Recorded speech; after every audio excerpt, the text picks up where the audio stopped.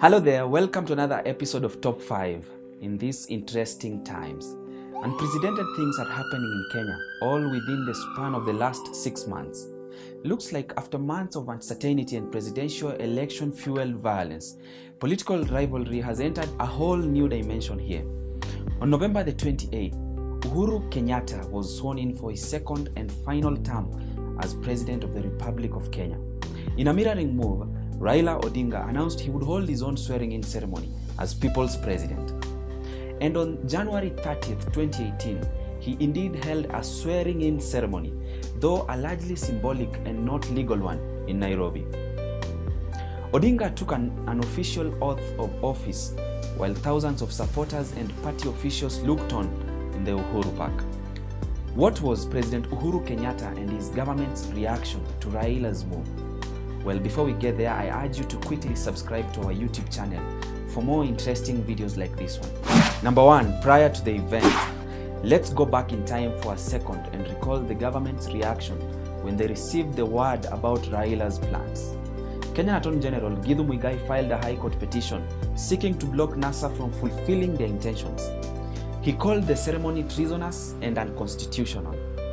The Interior Cabinet Secretary Fred Matiang'i threatened that those who engage in the exercise will be arrested and charged in a court of law.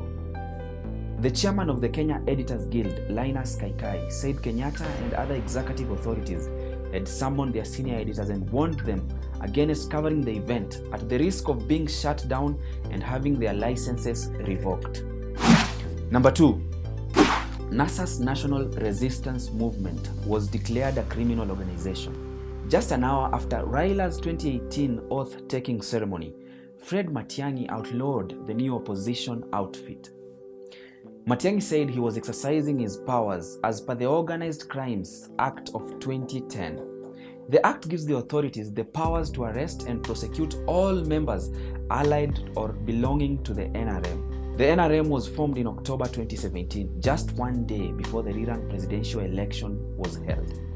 The opposition formed the movement to pressure President Uhuru Kenyatta and his government into stepping aside. Number 3, the shutting down of broadcasting networks. 3 major Kenyan TV stations, that is Citizen TV, NTV and KTN, were unplugged by the government for broadcasting Raila Odinga's symbolic swearing-in live. The censorship, of course, did not go unnoticed by Kenyans and the global community at large. The US, the UK, the UN, religious and civil society groups condemned the move and demanded to lift the ban. Several lawsuits were filed in a protest. NTV and KTN have resumed broadcasting, but Citizen remains off air as of today. Meanwhile, the state-owned broadcaster KBC, as well as K24, a station linked to the Uhuru family, remain on air. Number 4, arrests. In the past few days since Raila's swearing-in ceremony, a series of arrests have been made by the government. Member of Parliament for Waraka, Honorable TJ Kajwang, who led the swearing-in ceremony, was arrested but has since been released on bail.